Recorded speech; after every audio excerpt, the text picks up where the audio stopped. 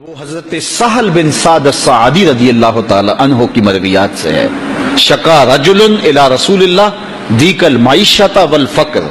ایک شخص حضور کی خدمت میں حاضر ہوا، کہا حضور تنگ دست بڑا ہوں، کثیر العیال ہوں، بچے زیادہ ہیں، ذرائع آمدنی تھوڑے ہیں، میرے لیے کوئی نسخہ ارشاد فرمائیے. تو آقا کریم نے اس کو کیا نسخہ دیا؟ یہ سب سے آسان نسخہ، اذا دخلت الدار فسلم علیہ. جب گھر جائے تو گھر والوں کو السلام علیکم کہا کرو. جو ہی گھر میں داخل ہو السلام علیکم، اور اس کے بعد ایک مرتبہ سورہ اخلاص پڑھ دیا کرو، قل هو اللہ احد. یہ عمل شروع کر دو. تو کہا یہ بالکل آسان وظیفہ ہے، گھر جاؤ السلام علیکم اور اس کے بعد ایک مرتبہ سورہ اخلاص.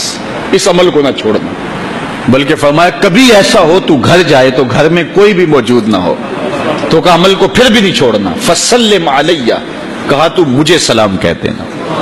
وہ اپنے نام لیواؤں کو تنہا چھوڑتے کب ہیں، جہاں ہم دم نہ ہو کوئی وہاں سرکار ہوتے. کہا کہ جب کوئی نہ ہو گھر میں تو کہا عمل نہیں چھوڑنا، پھر مجھے سلام کہنا اور پھر ایک مرتبہ سورہ اخلاص پڑھ دینا. وہ صحابی کہتے ہیں میں نے عمل شروع کر دیا، گھر جاتا السلام علیکم، گھر والے بھی خوش، اور اس کے بعد سورہ اخلاص بیٹھنے سے پہلے پڑھ لیتا. اور اگر گھر میں کوئی نہ ہوتا پھر تو مجھے چاہ چڑھ جاتے، پھر میں یا نبی سلام علیکہ پڑھتا، پھر حضور کی بارگاہ میں سلام پیش کرتا. اور ملا قاری نے اس پہ گفتگو کی ہے مرقات شرح مشقات کے اندر کہ آخر حضور کو سلام کیوں کہنا ہے.